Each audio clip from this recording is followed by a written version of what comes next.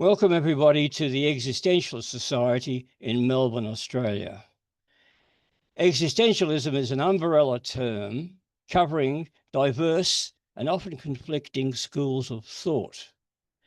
Consequently, we are not agreed on who or what is an existentialist. We simply agree to disagree. I'm David Miller, Secretary of the Existentialist Society, and our speaker today is Dr. Wayne Bradshaw, and his topic is A History of Possession, Max Stirner's Influence on the Modern Manifesto. Now,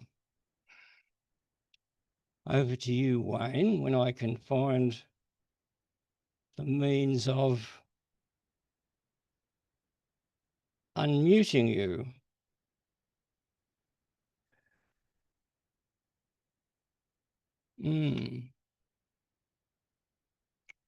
Sorry for the hitch.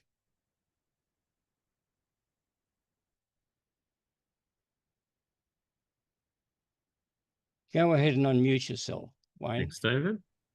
Stirner would say that any liberty that you have to be granted isn't a liberty at all. I'll take the ability to speak. Thank you, everyone. Good afternoon. And thank you again for the opportunity to join you all today. I know that at least a couple, and from the conversation at the start, I know this for certain now, that at least a couple of you have been reading and discussing the likes of Stirner, Nietzsche, Camus, Sartre, Buber, and the like longer than I've been alive, I suspect. So in some respects, this is one of the more daunting presentations that I've given on my work.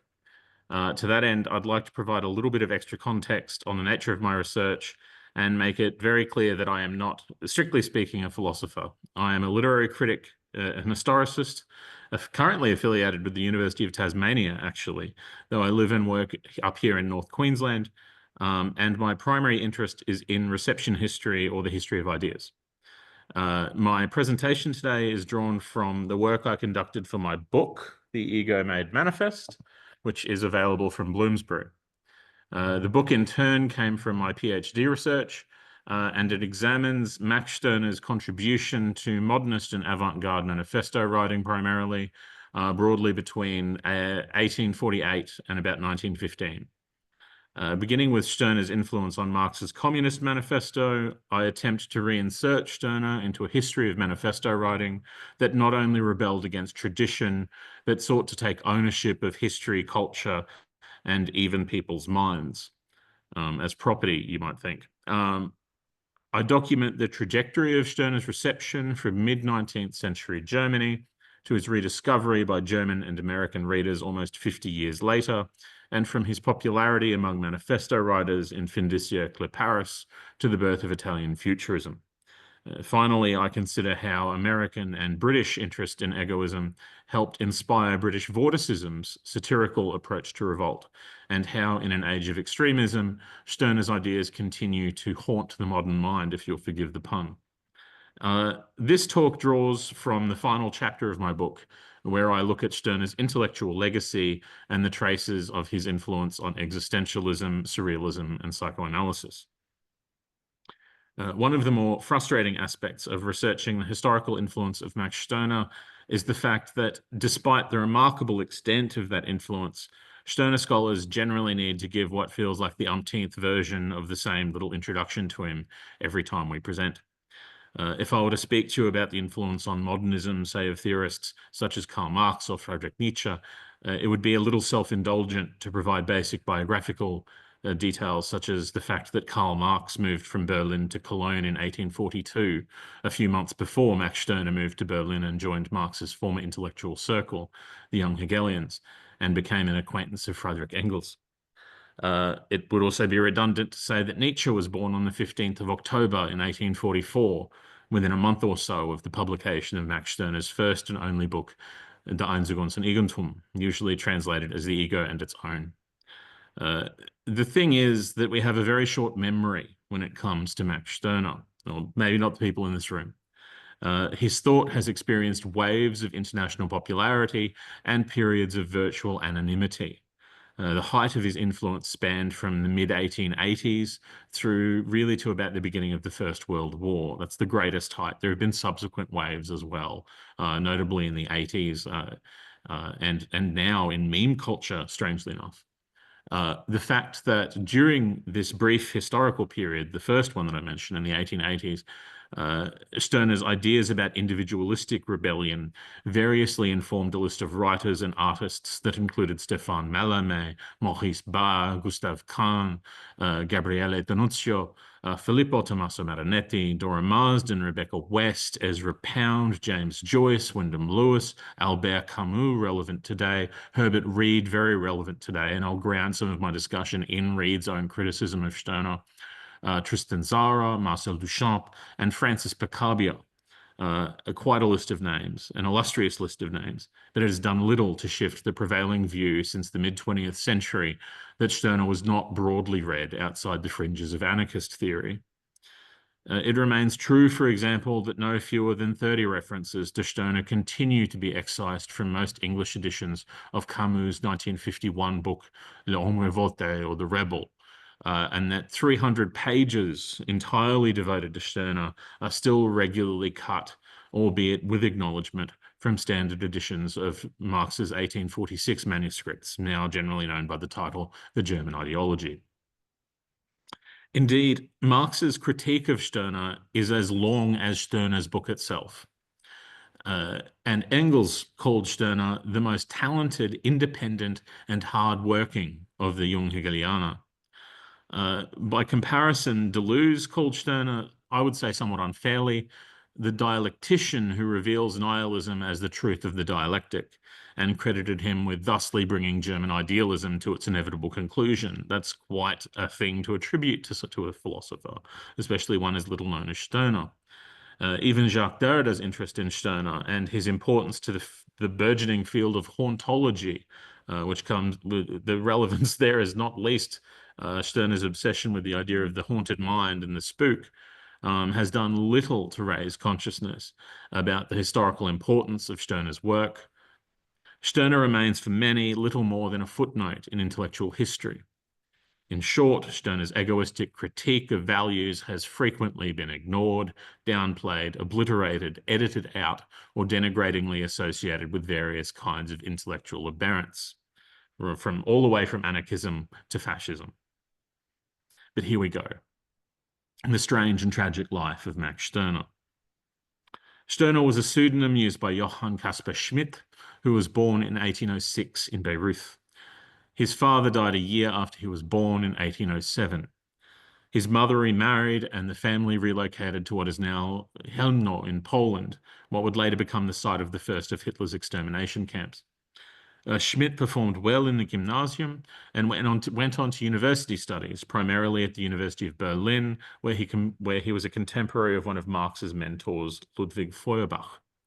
At university, Schmidt picked up the nickname Max Stirner, meaning highbrow or big forehead, for his pronounced brow, which he clearly liked because it became his pseudonym from then on.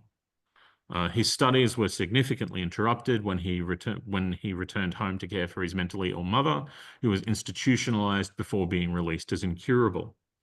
He married, but his wife died a year later in childbirth, along with his child. He returned to his studies a couple of years later and received a qualified pass, which led him to teach in a girls' finishing school in Berlin in 1841. During this period, he joined a group of radical intellectuals who some may be familiar with, known as the Jung Hegelianer, the Young Hegelians, or the Left Hegelians, and wrote a few articles on education, the uniqueness of human experience, and the role of art in creating and destroying cultural and religious ideas. He remarried to a fellow radical, Marie Danhart, and wrote a book which he called The Einzige und Eigentum. When the book was published, it brought the entirety pretty well of the German intelligentsia down on his head all at once. Max Stirner's book was first published in 1844. In it, he espoused what is, I would argue, best described as a radically solipsistic critique of philosophy grounded in extreme individualism, self-ownership, insurrection, he used the word Emporung, and amoralism. Despite its open hostility towards morality, his was a strain of thought deeply concerned, really in some respects fundamentally concerned, with finding a firm basis for individual experience, for love, and for creativity. These are love and creativity are particular concerns for Stirner. He located these creative energies in the unspeakable and fundamental uniqueness of the individual, which he called schöpferisches Nicht, or the creative nothing. The heart of Stirner's thought was a radical reconceptualization of the conventional meaning of egoism, egoismus, to use the German, as part of a wider assault on the foundations of Hegelian idealism. Kant had provided the standard philosophical interpretation of egoism as a fundamental misunderstanding about the place of the individual in society, which resulted in a failure to recognize truth, beauty, or moral duty. Kant had suggested that, and this is a quote, obviously in translation, egoism may be thought of as containing three presumptions: that of reason, that of taste, and that of practical interest. That is, it may be logical, aesthetic, or practical. Depicting egoism as a closed-off sense of self, Kant proposed that egoism can only be contrasted with pluralism, which is a frame of mind in which the self, instead of being enwrapped in itself as if it were the whole world, understands and behaves itself as if it were a mere citizen of the world. Feuerbach drew upon Kant's interpretation of egoism in his book, The Essence of Christianity, in 1841, and for both men, the term described a devotion to the self which, when absolute, blinded the individual to duties, values, ideals, and essences shared by the society within which they lived. In a direct repudiation of Feuerbach, and Feuerbach is the primary target, really. If there is a singular target of Stirner's book, it is Feuerbach. Stirner proposed a radically different interpretation of egoism. He rejected the idea that the egoist was somehow closed off from the world, and instead described egoism as an engagement with the world in terms of expansive self-ownership. From this perspective, the egoist was not blind to morality and beauty, but rather the creator and owner of all values and ideals. In many respects, Stirner's depiction of the contingent and subjective nature of ideology preconceived the substantive turn in philosophy in the early 20th century, the subjective turn in philosophy in the early 20th century, which explains his ongoing popularity with modernists, psychologists, and existentialists. From his perspective, however, Stirner was attempting to demolish the concept of essences, which had come to dominate German philosophy in the wake of Hegel. And he proposed that the subjective experience of the unique individual was the ineluctable basis for all abstraction. He concluded that everything that we might call religion, morality, ethics, ideology, good, evil, even the concept of humanity itself as a noun, as an abstract term, was a product of the individual mind, the mind of the unique. He often uses the word spook to describe as what he saw as hauntings of the mind by ideals. Ghostly metaphors abound in Stirner's writing. There is, according to Stirner, no objective notion of good, but only the unique individual's abstract notion of good. If an abstract idea governs the behavior of an individual, it is only because that individual has surrendered personal ownership of that particular idea. By nature, Stirner's egoism stood in direct opposition then to every ideological position of his time, and I might add every ideology that has been conceived of since or could ever possibly be conceived of in the future.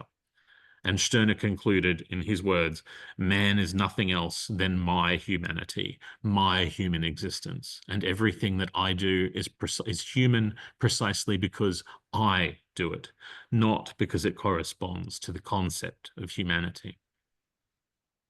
In 1845, Stirner's book managed to attract attention and criticism from almost every radical thinker worth knowing in Germany. Hess, Feuerbach, and Bauer all responded almost immediately. Marx also promised a review, but it took him 3 years and 300 pages to do it. Within 2 years, though, Stirner had basically vanished back into philosophical obscurity, and he stayed that way for around 70 years. This changed in the mid-1880s, when the Scottish-German poet John Henry Mackay began popularizing Stirner's thought, just as interest in anarchism and the work of Friedrich Nietzsche were beginning to reach their heights in Europe. The primary vehicles for his reception in France were the symbolist journals, where pioneering developments in the literary manifesto were taking place. In the first decade of the 20th century, the Einzige was translated into Italian, and soon after, Italian futurists led by Filippo Tommaso Marinetti, a man who was among those advocating for Stirner's thought, produced a veritable flood of manifesto writing. In the United States, James L. Walker, a journalist, emerged as another vocal proponent of Stirner, and he soon converted the philosophical, well, it wasn't philosophical anarchism at the time, but the individualist anarchist Benjamin Tucker, he converted his anarchist journal Liberty to the cause of egoism. A translation of Stirner's book was then published by Tucker in the United States in 1907. And in England in 1912, where it was received most warmly by the circle that formed around The Free Woman, a modernist come feminist publication edited by Dora Marsden, which, under the influence of Stirnerian egoism, went on to become perhaps the most important magazine in British modernist literature, The Egoist. When Max Stirner first wrote the Einzige und sein Eigentum in 1844, he could not possibly have foreseen the extent to which his sustained critique of ideals and essences would be adapted, developed, reinterpreted, taken out of context, and enlisted into the service of all kinds of abstract ideals and ideologies. Egoism did not so much disappear after the First World War as continue to evolve into ever less recognizable forms. Similarly, egoism's influence on manifesto writing became more nebulous, and in some cases existed as an unacknowledged current of individualistic rebellion within otherwise collective movements. By 1915, many contemporary interpretations of egoism would have been entirely unrecognizable to Stirner himself. Philosophical anarchists, a movement really started by Walker and Tucker, claimed to be egoists, but held liberty and contractual rights to be objective virtues. Illegalists espoused Stirnerian insurrection, but treated the concept of crime as though it was itself an abstract ideal. Proto-fascists and fascists alike, like Maurice Barre, Gabriele D'Annunzio, and Benito Mussolini himself, who advocated for Stirner at 2 points, I think, proclaimed the importance of Stirner, but Stirner would have considered them both possessed by the fixed ideas of national and cultural identity. Similarly, Italian futurists were influenced by egoism, but worshipped newly imagined gods of speed and technology. Still others equated egoism with Nietzsche's deification of a transcendent Übermensch. In every case, in Stirner's most insightful conclusion, in my view at least, the tyrannizing power of abstract ideals run rampant, was the first aspect of his thought to be cast aside. Movements, while dismissing their opponents' ideals as mere hauntings of the mind, using Stirner's language, continued to cling to their own abstractions all the more fiercely. Very few readers of Stirner engaged with his book on its own terms, and fewer still read it in the original narrow context of mid-19th century German idealism. Nevertheless, elements of egoism survived in many aesthetic movements well after the First World War. The Manifesto, too, retained qualities of egoistic revolt, even as Stirner's popularity itself continued to wane. One of the few clear-eyed English critics of Die Einzige und sein Eigentum after the First World War, and someone who's going to kind of guide my discussion from here on, was the historian, philosopher, poet, and anarchist Herbert Reed. In the 10th Muse, Reed recalled his first contact with Stirner's book, saying, "I bought my copy in 1915, and it is a book I have never lost sight of. It is a book which once read is persistently recalled to memory."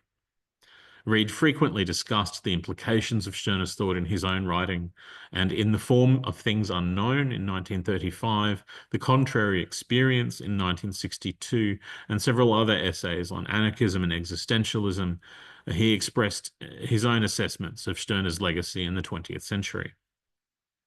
An entire essay in the 10th Muse is devoted to Stirner. In these works, Reid connected egoism not only to his own personal intellectual development, but to the development of existentialism, to the development of surrealism, and to the development of psychology. His assessment of Stirner's importance before and indeed after the Second World War suggests the changing nature of egoism after recognition of Stirner's own contributions had faded. Although his conception of anarchism was markedly different from the insurrectionary egoism of Stirner, Reid acknowledged the unavoidable logic of Stirner's assault on abstract ideals. In the Form of Things Unknown, he observed that to say that the book had a great influence on me would not be correct. For influences are absorbed and become one part of one's mind. This book refused to be digested. To use our vivid English metaphor, it stuck in the gizzard, and it has been in that uncomfortable position ever since. According to Reid, Stirner's outrageous book, which subsequent philosophers have somewhat guiltily ignored in his words, did not provide the basis for his philosophy, but served as a persistent warning against the dangers of abstraction. Reid observed that, warned by Stirner, I for one do not seek an abstracted essence, an illusion to which I give an irrational adherence. Instead, Stirner's thought led Reid to pursue a desire for beauty and order on a more personal basis. Although he expressed a distaste for unrestrained egoism, Reid's focus on the abstract nature of ideals rather than a need for constant insurrection against established institutions suggests he was one of the readers to genuinely consider the implications of Stirner's assault on idealism outside of praxis. In his intellectual autobiography, The Contrary Experience, Reid reflected on the role egoism had played in his personal philosophy, and it's, I think, a useful discussion. Like Stirner and Nietzsche, Reid acknowledged that atheism necessitated a new foundation for moral values. God had provided a justification for Christian morality that had no real equivalent in an atheist conception of the world. Reid proposed that Stirner's egoism represented one of only two rational foundations for ethics afforded to atheists. In his words, having rejected any code of morality dependent on supernatural sanction, the only alternative seemed to be either an egoism as extreme as Max Stirner's, or a social code determined by the needs and guaranteed by the laws of the community of which one was a member. The latter solution was too relative and too pragmatic for my taste, and fundamentally I had no belief in social sanctions of any kind. They are only an excuse for tyranny. Reid's choice was then between a personal or a social basis for morality, and the choice was a reiteration of the fundamental disagreement that had occurred between Stirner and Marx about the individual's role in society. Like Stirner, Reid gravitated towards a personal foundation for morality, and he observed that I therefore fell back upon some form of egoism. But though I recognized the logicality of the extremist position, that of Stirner, and its freedom, I was not prepared for its consequences.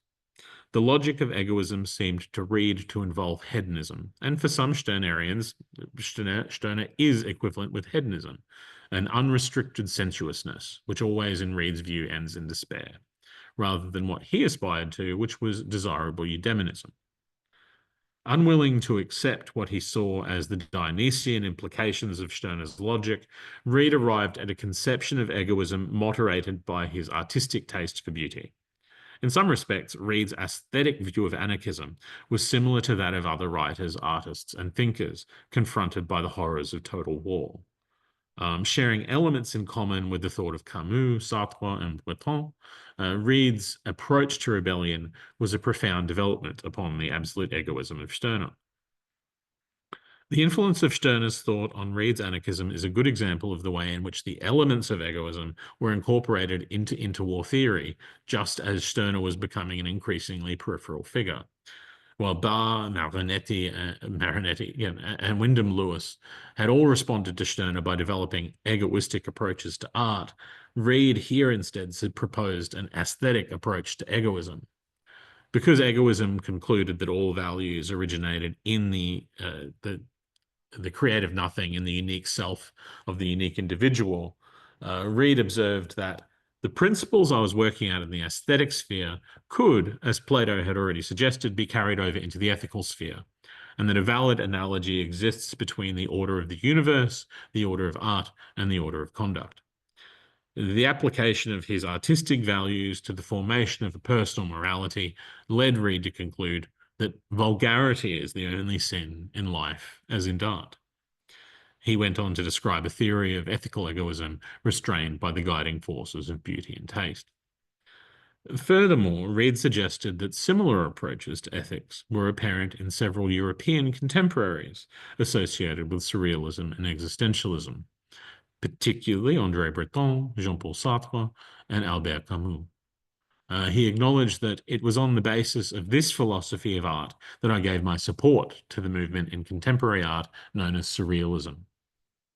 Reid seems to have detected a note of qualified egoism in the surrealist movement, which had almost certainly been inherited from its origins in Paris Dada.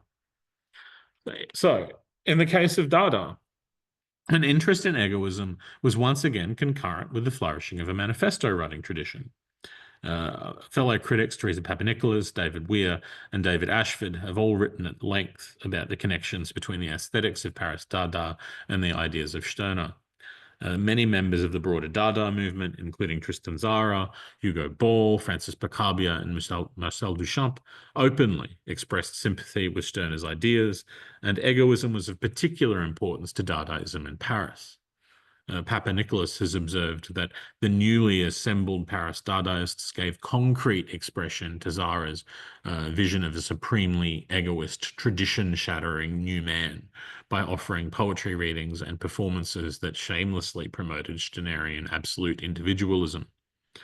Although she does not directly attribute Dadaist manifesto writing to the influence of Stirner's thought, Papanikolaou does suggest that Ball and Tzara were both proponents of Stirnerian anarcho-individualism at the dawning of the Dada movement. Furthermore, she suggests that with increased exposure came a transformation in Dada performance, as the obliquely polemical simultaneous poem gave way to the overtly political manifesto, and Ball's optimistically spiritual anarcho-individualism was given, thanks to Tzara, a revolutionary twist. In the light of a broader history of Stirner's influence on manifesto writing, this transformation of Dadaism's polemical style can be seen as yet another instance of contact with Stirner leading to the writing of manifestos. What's, I think, quite interesting here is that the schism that occurred between Tzara and Breton, which led to the broader collapse of Dada in the 1920s, obscured surrealism's debt to Stirnerian egoism. Papanikolaou suggests that by 1919, Zurich Dada had become polarized along anarcho-communist and anarcho-individualist lines, motivating Tzara to bring his revolutionary Dadaism to Paris, where it found a willing sympathizer in André Breton. Within 2 years, however, Paris Dada was also beginning to fracture along similar lines. Conflicts within Dada, and specifically between Tzara and Breton, translated into debates that brought about the decline of Paris Dada and catalyzed the development of surrealism. They forced Breton to redefine his Dadaism, his individualism, and his anarchism. Breton formulated a theory of cerebral revolt in which revolution and construction merged in the poetic liberation of the individual subconscious. Tzara's more conventionally egoistic approach to artistic revolt became increasingly incompatible with Breton's desire to effect revolutionary changes in the realm of art and society. When the tensions within Dada finally ruptured into conflict in 1921, Stirnerian egoism was an important aspect of the argument. The disagreement within Paris Dada centered on Maurice Barré, a man who had himself played an important role as an advocate in the reception of Stirner and egoism in France. On 13th of May 1921, the Dadaists held a mock trial of Barré for what Breton described as an attack on the security of spirit. Breton suggested that Barré's shifting allegiance from le culte de moi, which sounds awfully a lot like Stirner's philosophy, the cult of the self, to his second philosophical period, la terre et les morts, the earth and the dead, which sounds an awful lot like a different philosophical mantra to that of the Nazis, represented a betrayal in Breton's view of an author's duty to ideological consistency. Barr's sense of self, though, was indistinguishable from his sense of national character. For him, he saw no inconsistency between a cult of the self and a cult of the nation. His nationalism was certainly a betrayal of what the Dadaists saw as anarchist values, but both Da's anarchism and his nationalism represented egoistic expressions of his own self. Breton argued that Barr's transformation suggested the potential for a similar decline into despotism of unmanaged individualism in all of its forms. While Zara opposed that position, and while he seems to have found the nature of Barr's politics repellent, describing him as an old goose during the trial, Zara was understandably unwilling to condemn an individual on the Stirnerian grounds of self-contradiction. Stirner, self-contradiction is completely okay as long as it's your own self that you're contradicting. Zara reluctantly agreed to participate in the trial as a witness, only to have his interrogator Breton force him to defend his Stirnerian arco-individualism and what Breton wished to expose as an apparent lack of ideological focus. The outcome of the trial was yet another split within Dada, this time leading to the development of surrealism led by Breton. The similarities that Reid perceived between his own refiguring of egoistic anarchism and surrealism were, at least in part, the result of an effort by Breton to escape the nihilistic implications of Dada. In a note to his Manifesto of Surrealism, Breton suggested that once surrealist methods begin to enjoy widespread favor, a new morality must be substituted for the prevailing morality, the source of all of our trials and tribulations. Breton's desire to dismantle existing codes and replace them with a surrealist one certainly suggested that Stirnerian and Nietzschean attitudes to morality, that is, the imposition of a personal morality, were relevant to surrealism. And the Manifesto remained an important method of creating and imposing new moral structures on a collective. For Reid, however, the anarchist and egoist aspects of surrealism were more keenly felt in the movement's approach to irrationality. He suggested that the impulse which moves individuals to irrational action I have called the sense of glory. The desire for glory and honor was dangerous and deeply romantic, but Reid also connected it with the egoistic drive to consume one's own life in the pursuit of glory and self-satisfaction, to live oneself out, which is one of Stirner's many aphorisms. No considerations of utility or expediency, these are Reid's words, can explain the actions of men who at the inspired moment will throw away life itself to achieve their glory or to safeguard their honor.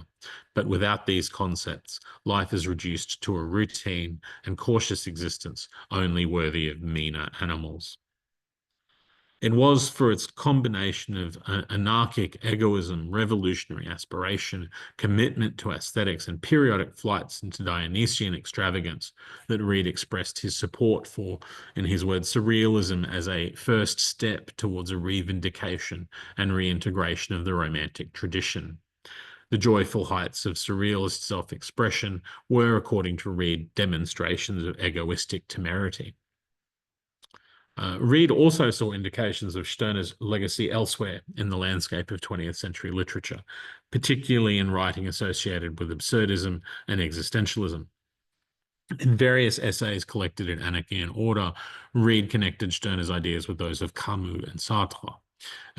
He suggested that Camus' conception of rebellion in L'Homme Revolte and Stirner's notion of insurrection or Empörung in Der Einzigartige Eigentum were interchangeable terms for a counterpoint to the Marxist meaning of revolution. Reid concurred that a distinction must be drawn between revolution and insurrection, or as Albert Camus does, between revolution and rebellion. In contrast to revolution, rebellion and insurrection, being guided by instinct rather than reason, being passionate and spontaneous rather than cool and calculated, do act like shock therapy on the body of society, in Reid's opinion. And there is a chance that they may change the chemical composition of the societal crystal, in Reid's words. Revolution sought to overthrow the institutions and power. We're talking here about Marxist revolution, but rebellion, in Camus' words, or insurrection, or Emporung, as Stirner called it, which Emporung being somewhere between insurrection and uprising, a rising up of the individual self against ideals, challenged institutional power itself, challenged the very idea of institutional power. Indeed, rebellion was the strongest limit on the kind of machinery which, at the end of a successful revolution, would merely be taken over by the leaders of the revolution, who then assume the functions of government, in Reid's words. Like Reid, Camus parted ways with Stirner on the grounds of his absolutism, suggesting, and this is Camus' words, that the law of moderation equally well extends to all the contradictions of rebellious thought. For Camus, Stirner's, and again Camus quotes, bitter and imperious logic can no longer be held in check, except by an I which is determined to defeat every form of abstraction and which has itself become abstract and nameless through being isolated and cut off from its roots. Camus may have had a dim view of Stirner's extremism, but like Reid, he felt the weight of Stirner's logic. It was something that needed to be overcome in one's own way of living their life. In this case, moderation needed to overcome the imperious logic of egoism. Stirner's importance to Camus' conception of rebellion lies in egoism's crucial role in the history of metaphysical revolt. When Camus suggests that the slave's insurrection against his condition becomes an unlimited campaign against the heavens for the purpose of bringing back a captive king who will be the first to be dethroned and finally condemned to death, the allusions to both Stirner and Nietzsche's efforts to pronounce the death of God are obvious.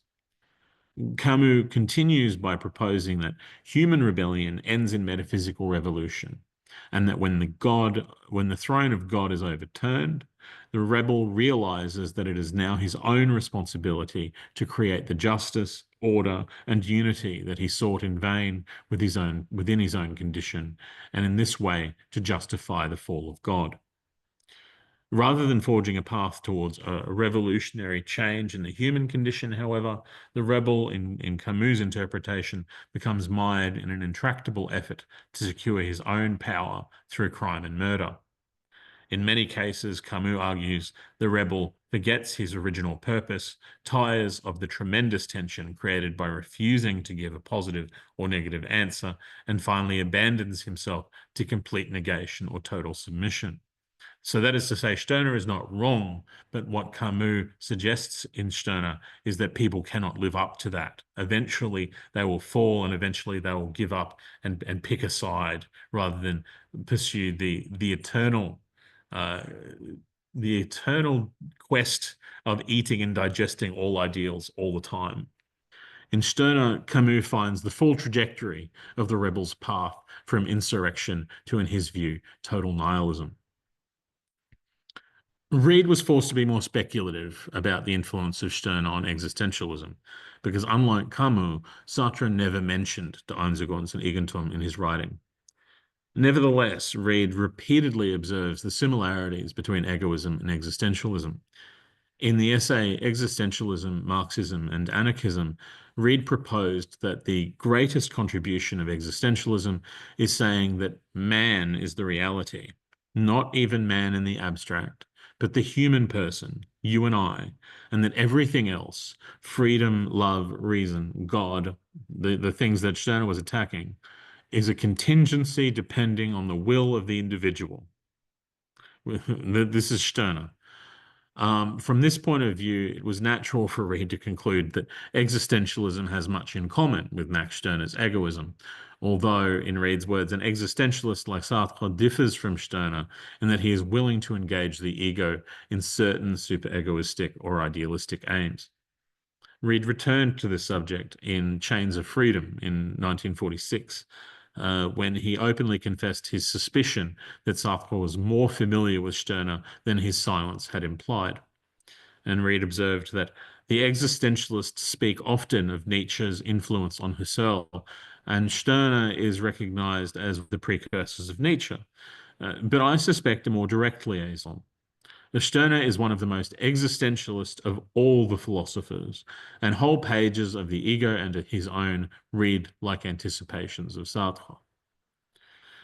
There was a sentiment he had already expressed in the 10th Muse, where he suggested that he saw no resemblance at all between Kierkegaard and Sartre, but that characters in Sartre's plays and novels are constructed around a philosophy which seems to me to be identical with Stirner's. And then Reid adds, plus a little American pragmatism. Reid was correct to suggest that there were some fundamental correlations between the ideas of Stirner and Sartre, and his suspicions about Sartre's silence were not without merit. Setting aside the fundamental incompatibility, in my view at least, of any existentialist notion of becoming with Stirnerian egoism, which with Stirner suggesting that there is nothing explicitly, that there is nothing for the individual to become, that would not be an abnegation of the self, which is already fully formed. There is clearly some common ground between Sartre and Stirner. Certainly, Sartre's definition of being for itself in being and nothingness, as in Sartre's words, as being what is not and not being what is, recalled Stirner's negative conception of the self as a creative nothing. What Sartrean existentialism shared with egoism was the position that experience preceded and indeed created the world of ideals, morals, and essences. Nevertheless, the likely reason for this similarity, I suspect, was that working forward from Kierkegaard, Nietzsche, and Heidegger, Sartre could reasonably come to several conclusions that Stirner had already arrived at in response to Hegel and Feuerbach. Over time, any common ground between egoism and existentialism was subsumed by notions of self-realization that more rightly belong to the thought of Nietzsche than of that of Stirner. In Existentialism as a Humanism, however, Sartre reiterated the similarity between his own understanding of individual experience and Stirner's concept of the creative nothing. Sartre proposed that if man, as the existentialist sees him, is not definable, it is because, to begin with, he is nothing. This conclusion led to, in Sartre's words, the first principle of existentialism, that man is nothing else but that which he makes of himself. Although much of existentialism as a humanism was later rejected by Sartre, both existentialism and egoism relied on a negative conception of the ego as an inexpressible self that preceded language and abstract ideas. It's worth noting, though, that Martin Buber did, however, write about the importance of Stirner's thought. In Between Man and Man, in 1947, Buber suggested that what Stirner, with his destructive power, successfully attacks is the substitute for a reality that is no longer believed. The fictitious responsibility in the face of reason, of an idea, of nature, an institution, of all manner of illustrious ghosts, all that in its essence is not a person, and hence cannot really, like a father and mother, prince and master, husband and friend, like God, make you answerable. Indeed, Buber considered Stirner to be an important figure, who, in his words, leads towards his contemporary Kierkegaard. In addition to Dada, Surrealism, and Existentialism, Reid indicated, and I'd like to touch on it here, that developments in the field of psychology provided another haven where Stirner's ideas found continued relevance in the 20th century. Once again, his ideas were absorbed, according to Reid, without due acknowledgement. He suggested that most modern psychologists, certainly Jung, Burrow, Rank, and Fromm, would suggest to what is the essence, would subscribe to what is the essence of Stirner's claim, that freedom, in the full amplitude of the word, is essentially self-liberation, i.e. that I can only have as much freedom as I procure for myself by my ownness. That was from the 10th Muse. If these psychologists had not actively engaged with Stirner's thought, egoism nonetheless anticipated contemporary developments in their theories. Reid rejected the view that egoism was a philosophy of simple selfishness and observed that Stirner's doctrine is in fact a plea for the reintegration of the personality, and on that basis the charge of selfishness becomes somewhat naive. This was perhaps most apparent in Stirner's discussion of egoistic love, for which Reid seems to have expressed his own unqualified support. I must admit I subscribe somewhat to it as well. He suggested that the whole of Stirner's treatment on the subject of love is of great subtlety and profundity, and Marxian criticism does not touch it at all. Egoistic love was one of the few aspects of Stirner's work not to become subsumed into and subsequently associated with the theories Reid described. There were, however, psychologists who appear to have been at least familiar with the ideas of Stirner, that's an understatement, including Otto Gross and Wilhelm Reich.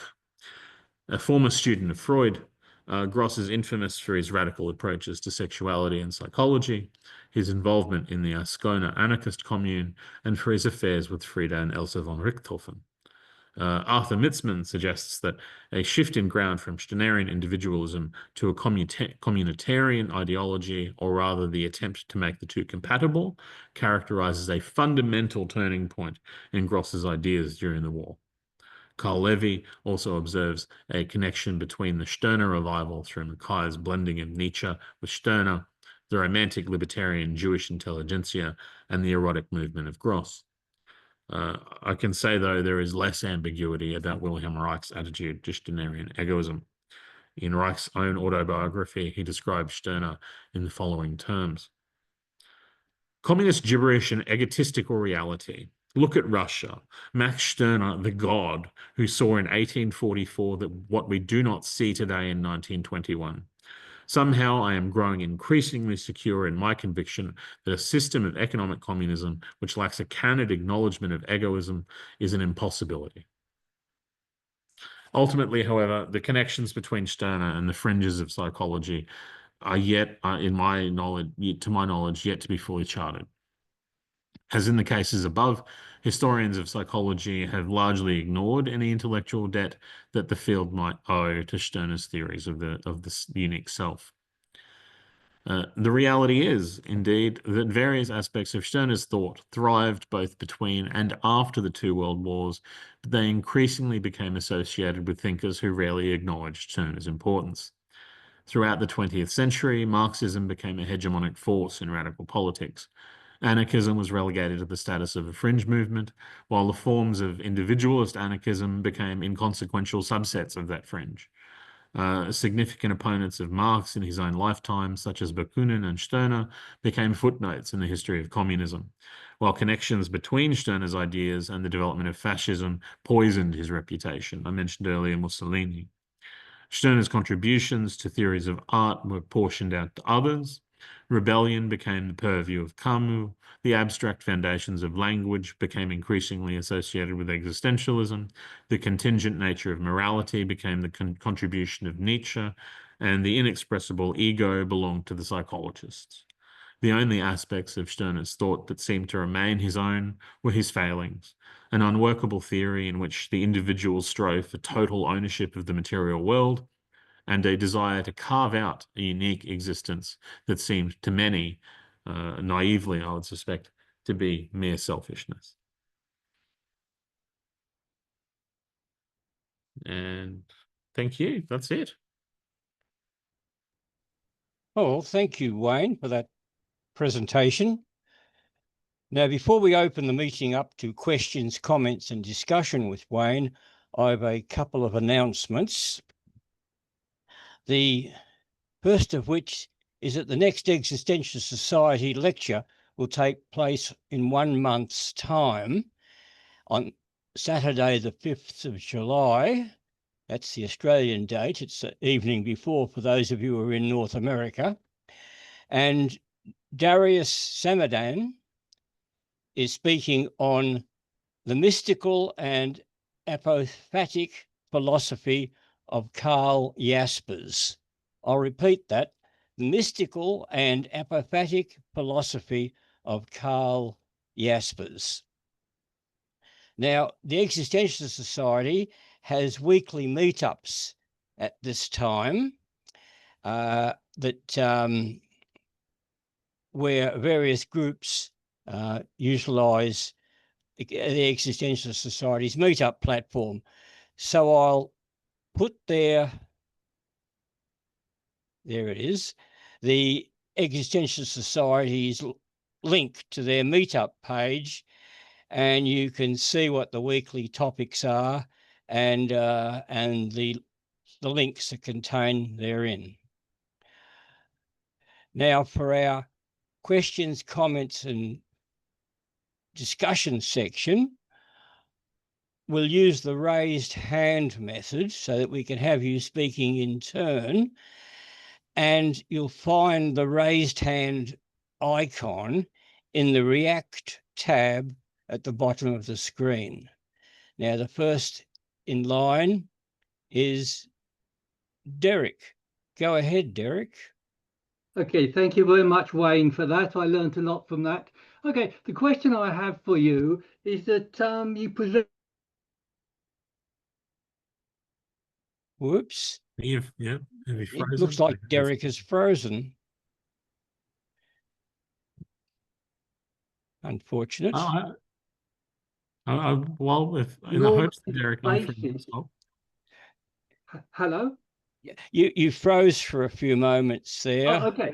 Better Okay, repeat so what you were saying. Yeah, okay. Okay, so shall I say the whole thing or just Yes, okay. yes. Okay, so Stirner holds that the ego as the basis and the origin of all values. Now, I'd like to know whether those values, although you touched upon the question a little bit, it wasn't too clear whether those values are, anarchic or whether there is some normative basis to those values, as I myself am trying to, establish. And how would Stirner try to establish them if he is trying to establish normative values of some kind? Others might just. The thing is, Stern is all things to all people, right? Because once you locate all ideals within the individual mind, then there are as many Stern as there are as many ideals as there are people to read Stirner.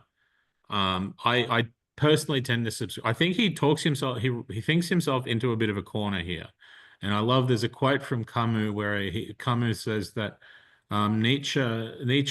No, what is it? Stirner laughs in his blind alley while Nietzsche bangs his head against the wall.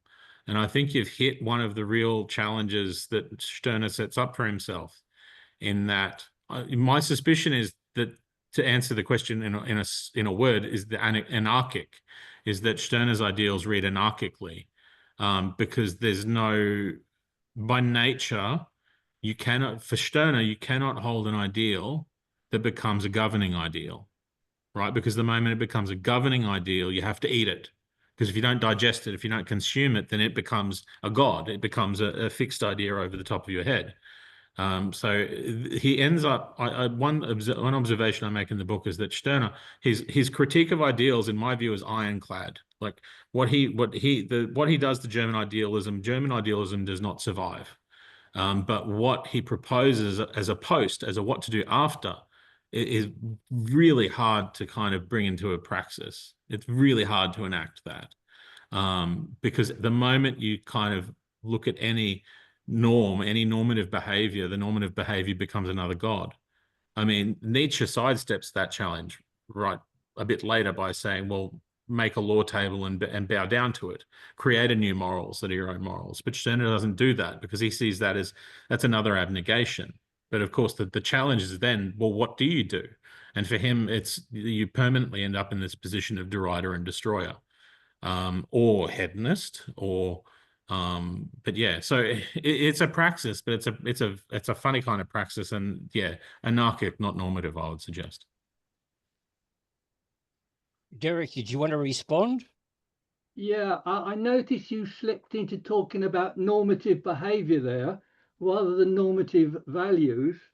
And it seems to me that we could have a normative principle that is expressed in many, many ways. Yeah, I mean, that's my comment on that. But thank you very much, because, would you agree then that Stirner doesn't resolve the basic problem of ethics and values? Yeah.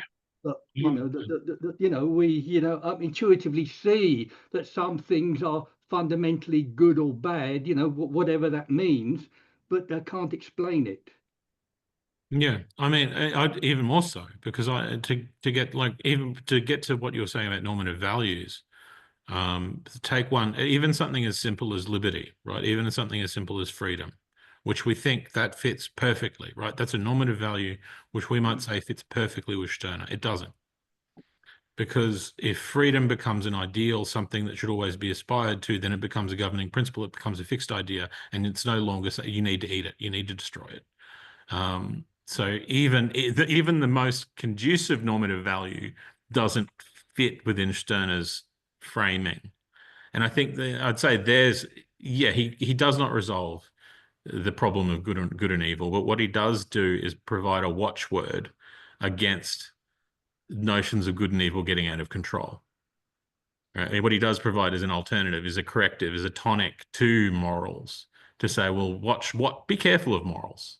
If Stirner provides us with a positive, it's that, right? Be careful of morals. Thank you, Derek. Thank you. Les, it's your turn. Oh, thanks, David. And thanks, Wayne, for quite a wide-ranging and quite a deep discussion. I think you've half answered my question already. So Ayn Rand's quite late in the picture, and I was going to ask you, what do you see as the relationship and the influences between Stirner and the much later Rand, especially Rand's view of egoism? I have to be careful here because my friend David Ashford has written on Rand and Stirner. I don't know if we quite necessarily agree. I tend to put Rand in a category of, I mean, there's no evidence, but for a lot of this stuff, there is no evidence. Like Rand never gives any influence beyond Aristotle, and that makes very little sense. I put Rand in a category of thinkers who engage with, well, we can call it egoism. We can probably call what Rand does objectivism and egoism have a lot of this similar DNA, right?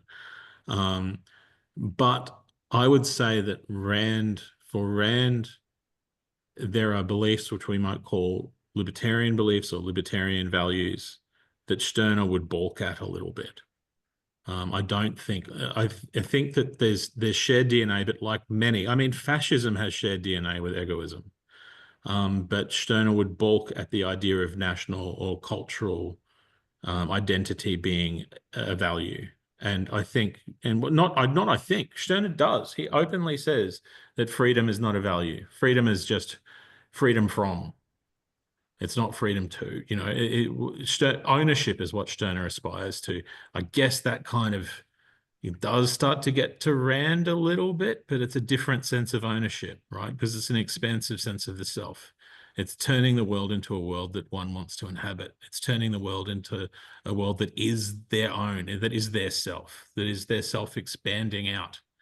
I don't know if that answers your question, Les. Oh, it does. No, thank you very much, Wayne. Thank you, Les. George, go ahead. Thank you very much. I mean, and you've said a lot of important things, and I'm gonna have to come back around because I have a number of points to bring up. But one thing I want to emphasize, actually, this actually ties us into what was discussed last week, interestingly enough, which is that what Stirner presents to us is, and you draw the line between Stirner and Nietzsche. You could also, in my opinion, draw the line between Stirner and Schopenhauer, which is, and we have to differentiate, in my mind, between vulgar atheism and the atheism I indulge with the title sophisticated atheism, which is the atheism of Marx and Hegel. Which is to say that vulgar atheism holds that, look, there is no objective morality, there is no objective justice. And once you do this, and we see this in Stirner, and we see this with his ties and his easy basic interface with Nietzsche and the likes of Schopenhauer, is that what you have is the anti-enlightenment. What you have is really the idea that barbarism is not barbarism, but it's just subjective, right? That there's no objective point of view from which to, let's say, critique the Holocaust. Now, Stirner is going to say, well, the Holocaust is the product of these big ideas, this and that. But in the end, that's just Stirner's opinion. That does not really represent a convincing argument, right? Because you're going to say, all right, Stirner, you believe that, but there's no real objective viewpoint from which to judge our actions. And Stirner may very well personally believe that these grand projects like Nazism are dangerous, but that's just his personal point of view, given his own philosophy, right? So, I mean, not to get lost in the Holocaust, but the broader important point is, I think, ultimately, is that once we reject the idea of universal justice, which is what Hegel and Marx are based upon, once you reject that idea and you reject the idea of religion, which I reject because that's divine, right? I mean, I say I reject, not that it matters, but you reject the divine, which is understandable. My point is, again, what you're left with is anarchism, anti-enlightenment, and really no really philosophical basis to really engage things, most importantly, like the Holocaust, or like the Holocaust against the Jews, or like the Holocaust against the Gazans. Thank you. Yeah. Fantastic. I'm going to hold on to a couple of things there because I want to touch a couple of things. I'm going to forget one as soon as I start talking about one. So first, I'm just going to say Fichte is another figure to talk about there. I think if there's a figure who can situate both on a parallel and in direct opposition to each other, it's Stirner and Fichte. Fichte's idea of a self-positing self is sort of an enlightened, almost like it's an idealist self. It's a self which moves towards structure and order, whereas Stirner's self is a negative self. It's a destructive self. It's a consuming self. It moves towards anarchism, let's say. But there's a but. Stirner does allow for a universal set of values in a really roundabout way. And that's because, this lets me touch on a comment, a statement, a question in the comments, which is good because it fits in here. Stirner allows for the material world. He very consciously says the material world exists. But B, the self is an expansive self, which is the origin of everything. So yes, there is stability in a Stirnerian perception. It's the stability of an unstable self reaching out into the material world. So if I stand in opposition to the Holocaust, I don't really want to bury this in discussions of the Holocaust, so it'll get very bleak very quickly. But if I personally stand in opposition to the Holocaust, that is all that matters. And I need no justification beyond the fact that I don't want to live in a world where there is a Holocaust. And I can use all my material power, all the power at my disposal against the material world. I can use my personal power against the material world to enact a reality where if I have the power, which is all that matters to Stirner, where if I have the power, I can stop the Holocaust.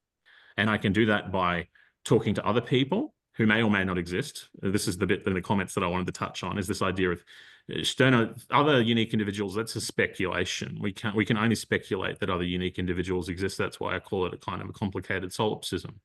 We can speculate that other people exist, but we don't know. We can never touch them. We can never actually know another unspeakable self. We only know the unspeakable self. We occupy the reality we occupy, which is the entirety of the universe. It is all meaning in the universe, is the unspeakable self that we exist as. And we can use all the material at our disposal, which includes other people, if they are indeed other people, and we can form that together in what Stirner calls a union of egoists. Although, again, I'd suggest that the existence of other egoists is speculative, but we can form a union of egoists and enact a world that we want to live in. And if we decide that's a world without a Holocaust, then we can come together and enact a world without a Holocaust. I think ultimately, if I can respond, I think there's fundamentally two problems, which is that in this mode of thought, your desire to live in a world without a Holocaust takes no moral or philosophical precedence over those that want a world with a Holocaust. B. And that is the fundamental rub. Now, the other point I'm going to make to you is that, and this notion of, you said it, rejecting essences, right? You said it again, very philosophically aptly put, the rejection of essence. Because ultimately, what Hegel is pointing to with essence is the idea that we have a meeting of the minds as to what is not, in the past, I've discussed this actually with this group. We have the meeting of the minds of cat, right? So even a cat that is hairless, we recognize as a cat because of the essence of cat. So this notion, you talk about the idea of reaching out to others and having a meeting of the minds on the question of the Holocaust.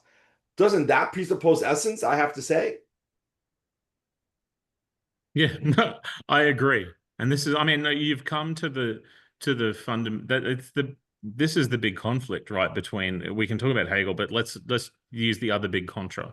This is the core of Marx contra Stirner, right? Is that Marx reads everything as history. So it basically reads everything as essences in a very roundabout way. And I'm flattening Marx here, obviously. But for Marx, everything is essences, and it's the essence of labor values, of exchange, of historical materialism, right? Historical materialism determines, it is an essence because it determines what everybody is. Stirner completely rejects. He's on the other side of that entirely, which is that there is no essence, that what the individual wills isn't a useful word here, but let's use it, that what the individual wills is what is reality.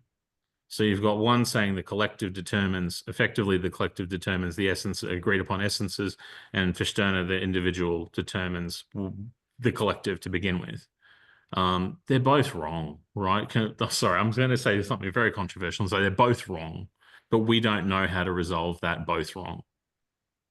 That's the question. Thank you very much. Right. Thank you. I'll come back. I have some more, but I'll come back. Thank you. Great. Okay. Thank you. Stephen, it's your turn. Thank you very much for your talk, Wayne. It's very informative. But I'm left just wondering if Stirner was just having a giant joke to some degree. I mean, we look at the history of Christianity, for 1,000 years, it was beaten into people's heads that there was an absolute God and an absolute set of values. There was an absolute heaven and an absolute hell. And they believed it. And then the academics got busy murdering God. But weirdly, as Nietzsche pointed out, they continued with the absolutism without realising their absolutism had been justified by the absolute God. You had the absolute monarchy, and then you got absolute idealism, and you finally end up with Feuerbach playing with absolutes yet again. And I think Stirner was just, it was a demonstrator ad absurdism. You're going to make the human collective the absolute. Well, stuff you, I'm going to make the ego the absolute. See how you handle that one. So I think Stirner was attacking the idea of absolutes. He recognised himself as an individual. It had its moments, but I don't think he saw it really as an absolute. And he was simply putting up a front or playing a game, which he most certainly achieved his desire, and everybody attacked them because he had undermined all their absolutes. So what do you think of that, Wayne? Can I say yes? I agree. Absolutely.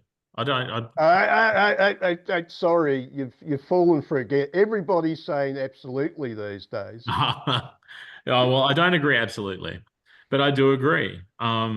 There's not much there that I can disagree with. Stirner is having a joke, and I really recommend, if anybody, I suspect more than a few people in this room have read Die Einzige. If you haven't, read it. It's hilarious as much as it's anything else. It is a parody. The structure and the form and the language is a parody of Feuerbach's the essence of Christianity. Yes, that's precisely what he's doing. But the thing is, in carrying out that joke, in making a mockery of what Feuerbach was doing and Hegel and the whole temple of ideals, of idealism. He demolished it. To such an extent that Marx was left trying to find a way to build something out of the ruins, which is where you get historical materialism, which I would argue, and I do argue in the book, is in a more than a small way a refiguring of Stirner in the negative, because that's the counter argument then is a dialectical one, is to refigure again, and to move God into history. Yes, it is a giant joke, but it's an effective one, and it's one that managed to demolish a lot of German philosophy up to that point, which is why everybody came down on his head. And I think that the big thing, if we can take something from Stirner today, and if something in there is still useful out of the context of German idealism, it is that what I said, that corrective, that curative, to beware absolutes, to beware of values that you create and bow down and kneel before. Unfortunately, Nietzsche just completely went, and well, I'm going to make an ideal out of everything and bow down before anything, and as long as I made it, it's fine. Thank you. Thank you, Stephen. Yuri, your turn. Okay. Yeah, I think we can translate it in more simple terms. I think what he's talking about is basically like critical thinking. Like don't take anything as an absolute truth. Like Socrates said it like long before, that unexamined life is not worth living, and that was Stan is seems to be arguing is basically you have to examine your life. Now it doesn't mean that you reject everything, all the morals and all the beliefs just for the sake of it. No, but you have to be willing to question them when you're ready. And so that's one part, basically. Yeah, basically think for yourself. And if it's not if it's unexamined life, then it's not worth living, right? And the second thing is about universals. Like, yes, we build our own. We should build our own understanding of this world and come up with our own beliefs. What is good, what is bad, and how we're supposed to live our lives. But we also share the same world, and we share the same human nature. So there is a good chance that if we go that way, eventually we will end up in the same point. That point may be different from where we live now, you know, from the kind of society that we live now, because it's not perfect by all means, you know, and many beliefs that we hold are not ideal, and that's why. By the way, Holocaust. That's why, because many people they see that, okay, this is clearly not working. We need to do something. You know, we need to change something, and that's why you have radicals. That's why we have Marxists. That's why we have Nazis. You know, and obviously it didn't end well. But the reason for radicalism is because many people look at our society and they're not satisfied with what we have. So, but yes, the point is that yes, we need to think for ourselves, and we shouldn't give up hope that this thinking for ourselves and choosing our own beliefs will lead us to the point when we will all agree, and there will be no conflicts, no war, and everyone will be happy. That's how I understand. Yeah. To come back to, I can't see the name now, but I can see the image. Someone who was talking before about Enlightenment and Romanticism. I mean, that's the conflict we've got here, right? It's the conflict between the idea, the Enlightenment notion. There are a limited number of questions. The questions can be investigated and answered, and the questions can be reliably investigated and can be answered. And so that what we need to know about the world is limitable. The Enlightenment project of knowing how the world is up against the alternative, which is that the questions are unlimited, perhaps unclear, inexpressible, that there are plenty of questions that are virtually impossible to investigate and may or may not have answers. You have the world of the Enlightenment approach of investigation and the romantic approach of kind of feeling and will and power, and yeah, I mean, this is the conflict here, right? It's one of going, well, Stirner says you can't know. All you can know is yourself. You know, the Stirner says there's one thing, effectively, Stirner says there's one thing you can know, and that is I am. And everything else is really speculative. So don't take anything else as an absolute, because all you've got to work with is I am. Well, yeah, he's right. Like if you again, if you go to basics, there's no such thing as a truth. There is only like scientific theories, and scientific theories means that they are testable. So we basically assume them true as long as our experience confirms them to be true, and we move on from that point. Yeah. So I guess in that sense. Yeah, I mean, that's where I say they're both wrong, though, too, right? Because there are questions that we can answer. There are some questions can be answered, some questions can't be. The Enlightenment project is flawed because you can't answer everything. The questions are potentially unlimited. Some questions can't be expressed. Some questions can't be answered. But the romantic Not with position that attitude. Come there are on. some that you can. like we never know until we try. Yes, like it does looks like very like daunting task, when you look at this world and try to make sense of it, but we don't know. You don't know where you will end up if you keep going, I guess. Okay, thanks everyone, and thanks for presentation. It's really Thank you. enlightening. Yeah.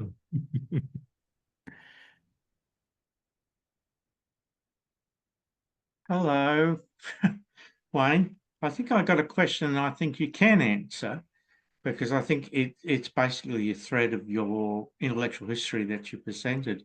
And it goes to your conversation that you had with George and Yuri, and also in the chat that Jonathan, Rick, and I have sort of been opening up. I'm trying to follow it, but it's moving very quickly. Yes. But the way that from my perspective, I see it's the problem of the idea of shared essence and shared perception. And I was wondering, how does that sort of stand from Max Stirner through to Sartre and Camus and others?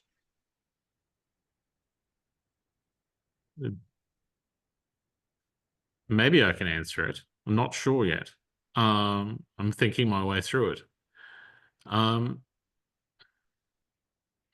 It does shift a little, and I think part of that shift in terms of affordances for shared essences, right? If I'm interpreting the question correctly, Sartre and Reid picks up on this too, right? That Sartre has more affordances for shared essences. And I think that's something that happens in existentialism. I think partly, so I've heard people observe that Stirner went farther than someone like Foucault before Foucault even started thinking about it. And there's certainly he goes farther in terms of what he's willing to gamble on. But I think that the reason that the existentialist and deconstruction and all of those kind of if we want to say postmodern philosophy moves a bit more slowly, because I think, and Derrida, they move a bit more slowly because they're aware of the challenges of trying to make those affordances. So, for Sartre, you can become something, and you should try to become something. Stirner says you're already everything you could ever become, and anything you could become is going to be less you than you already are. That's pithy, but I think that as has been observed here, that there are functional realities of it is useful. If nothing else, shared essences are useful, right? Agreeing upon what a cat is. It falls down a lot. I mean, you probably can't get a room of people to agree on what a chair is. but you probably can get a room of people who agree on what a cat is. Trying to find a philosophy that has room for that can afford shared essences, while also dealing with what is fundamentally a powerful critique. As I said, Stirner provides a powerful critique, and it's probably the one that ends up in the chair arguments, where if you try and get people in a room to agree on what a chair is, you very quickly hit disagreements around things like stools and how many legs and whether a chair needs legs at all. I think Stirner provides the basis for that, why that falls down when it does. But I think it's an important task of philosophy, whether or not it's up to the task. At the moment, I'm glad to be not a philosopher when it comes to that, is trying to find a system that can allow for shared essences, while confronting that critique that says, well, at the end of the day, all you've got to work with is I am. Thank you very much. I think you're spot on as far as the intellectual history. Thank you. George, it's your turn. I think it's noteworthy that Stirner lived and wrote prior to the Second Industrial Revolution. Insofar as that, I think that, and this is really Marx's fundamental point to thinkers like Stirner, which is that once you get into the realm of industrialization, right, the idea of the individual, not only is it philosophically indefensible, but it is now profoundly empirically illogical, right? Because now people are dependent on factories, on investment decisions, on government policies. So the idea that, you know, you're gonna live life as an individual with a big I, is nonsensical. Is nonsensical. The other reality that occurs, and of course this is also Marx's point, is that the laws of development, right? Even if your position is one of, okay, I want to live life as an individual, and I want that life to be stable, right? I want to be able to thrive. Invariably, you are locked into, profoundly embedded within the politics of the working class and the broad universal politics.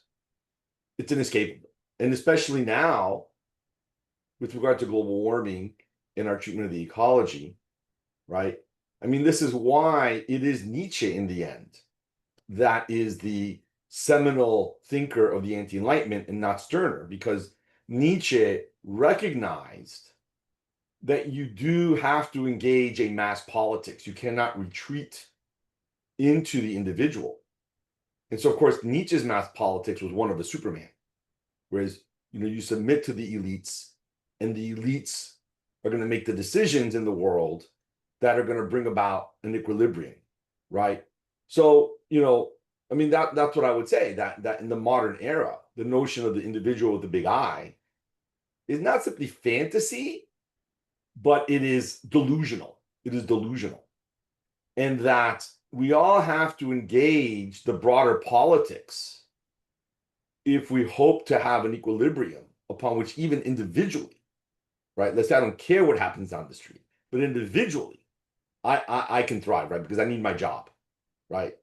We're no longer yeoman farmers, right? That era is long dead. You know, we need, indeed, even the yeoman farmer, to the extent it exists, right, needs subsidies, right, in order to be able to persist in the current political economy, right, or trade barriers, trade protections, right? And again, this is really fundamentally Marx's point, right, to the likes of Stirner, right, or even to the likes of Nietzsche, which is that the Superman is not simply only a fantasy, an authoritarian fantasy, perhaps even a fascist fantasy, but it overlooks the reality of the laws of development, right? In terms of capitalism and the necessity of transitioning to communism in order to have a true equilibrium. Yep. I would say that's a very good summary of Marx's critique in St. Max in the German ideology. That's basically that argument. What I would suggest in response, though, is that in a few key ways, I think it misinterprets Stirner. And it does tend to superimpose on Stirner retrospectively a kind of Nietzscheanism. Stirner's egoist is not the Übermensch. Stirner's egoist is not. I follow that you're not saying that, but I think it's clear to clarify it. It's important to clarify it. That Stirner's egoist is not an Übermensch, that Stirner's egoist does not need to function independently in reality. It doesn't need to be an island. Because what Stirner proposes, if he's to be taken on face value, is not a retreat into the self, but an expansion of the self into material reality. So the yeoman farmer who relies on whoever else, in my job, when I rely on someone else paying me a salary to be able to buy groceries, to pay my rent, et cetera, and the entire complex system that hangs over the top of that I'm just a cog in, is me from that perspective. And insofar as the world that I inhabit is an expansion of myself. And so every way I act into the world is to advance a world that I want to live in. There are material constraints on my power, but those constraints are material, not human. Insofar as I have to speculate that other humans exist, because that's a speculative step. Without that speculative step, other people are material resources. So when I act in the world, I'm acting with the matter. There are the rules of physics. The rules of physics include that I have to go to work at 9 a.m. on a Monday if I'm going to get paid. I operate within the physics. That's the rules of physics. Sorry? I'm sorry, forgive me. That's the rules of physics. I have to go to work. Yeah. No, what I mean though is that's the rules. That's the material reality that I occupy, and that reality is a material one. It's one of atoms and molecules. It's not a reality of godly ideals, right? I have to do these things. If I do not do these things, then I can't do the other things that I want to do. So I operate that way. So I operate in the world on the basis that I know certain things will happen if I behave in certain ways, because that's the way the world is. And I say physics in kind of an old-fashioned sense because it's the way the world physically operates. So I do those things, but I don't believe in God. I do them to advance the world that I want to live in. I do them to advance my own will. So the outcome looks identical is what I would suggest there, working on either way. The actual outcome looks identical. But it just changes the way one approaches that outcome. I guess my response would be, first and foremost, it sounds very much like libertarianism. A, it could be equated with it, and B, again, I guess the difficulty I have in that formulation, it is the idea that your political vision. I mean, you're almost like looking down the whole time. Okay, I'm going to work. I'm doing this. And ultimately, I mean, again, this is what Marx would say, in that fundamentally, you're going to get fired. People get fired, right? People can't find work. I mean, I do what I need to do. I show up to work, and one day they say, "Well, there's no more job." You haven't done what you need to do. It's just that the job is not here. I'm not saying you go to work and you're a slave. You're an advocate. You're a robot. I'm saying you go to work and you say, "Okay, if I do this, someone's going to give me money, and that money allows me to do something else." I may decide I want to go to work and I want to undermine my manager and steal his job. Right. But look, let's not get lost in that. Let's not get lost in that. My simple point is that you go to work one day and they say to you, "Okay, you have no job." Yeah. Right. I mean, so what do you? I mean, ultimately, am I going to analyze that? Okay, why don't I have a job now? I get some other work that pays a lot less. Okay, I'm not going to really engage that analytically. I'm just going to accept I have a lower paid job. I mean, this is why I say that. I mean, I'm not really sure. The field of vision is so narrow that really you are an island. You pretend to be an island. No, but again, I mean, the fact is that the world changes around you, right? In ways that you have no control over. Again, the factory decides to shut down and move to Mexico, right? I think you're imposing what's the intellectual response to that? I think you're imposing this. That's what I don't disagree with anything you're saying, but I think you're imposing a worldview on what I'm saying, which is the actual opposite of that, which is the same critique that Marx leveraged against Stirner, was to say, well, you're not saying this, you're saying this. And this is clearly wrong. And I agree, this is clearly wrong. Operating as if the world acts upon you is clearly wrong. That, you know, just going, okay, not analyzing the world is clearly wrong. But that's not what Stirner's saying. Stirner's saying It sounds like what you're saying. there are no absolutes, there are no values other than the only thing I know for certain is that I exist. And that I can observe certain phenomena, and phenomena result in certain results. So I conduct myself in a way that brings me closer to the world I want to inhabit. I just don't understand how that's reconciled with the idea of a modern economy in which you have shifts of investment, you have an ecology that's in crisis, a world that the state is turning overtly to fascism. I don't know how you square that round peg. I mean, how does Stirner then, how is it not a liability in this world in terms of that mode of thought, right? To advance in other words, the question becomes this. The question I'm pointing to is this, is that ultimately the fundamental issues facing all of us collectively is the question of justice, right? And again, that's what they want to come back to. So I'm like, you know, yeah, that's where it does. No. I'm sorry? No, we don't agree on. That's a fundamental disagreement then. The basic premise is not a question of justice. It's a question It's of not. life. I mean, it's a not question of living. Say again, I'm sorry? It's a question of living. It's a question of life, not a question of justice, I would suggest. Well, but let's think about this. That's why we're not going to agree here. Let's just think about this for a second, okay? Which is that, okay, you're fired. Yeah. For, you know, again, simply because, okay, you know, the ideas that you're positing, they're of merit, but the elite consider your ideas anathema, so you're fired, right? I mean, yeah, I don't know how that how does that not directly invoke a justice question? How is that not important to the individual if they are being victimized by elites that are simply saying, you know, your ideas are not of value, or your skin tone says you're not valuable, or whatever? I mean, how is that not the individual not directly tied up? The answer to that is justice doesn't fill my belly. Is that if I am fired, I need to, within whatever realms of whatever actions I need to do, like I can decide, and Stirner has no issue with this, I can decide that, you know, I would rather starve. I'm going to starve as a protest to the fact that I was fired on the basis of my beliefs. That's fine. Like, no, there is no critique. Stirner's not going to oppose that position, because that's the position that I decide to do. If I decide to go, I've been fired for my beliefs, I'm going to stick to my beliefs and starve, then that's a perfectly valid position. But if I say that I want to eat, and I'm going to go out and I'm going to rob a rich person, I'm going to hold them up at gunpoint and take their money and go and buy food, then that's fine too. If I say I'm going to organize with a bunch of other people and come together and start a revolution, so the values that I held that got me fired become the normative values, then that's fine too. Stirner is not prescriptive in this. There is no Stirnerian way to act.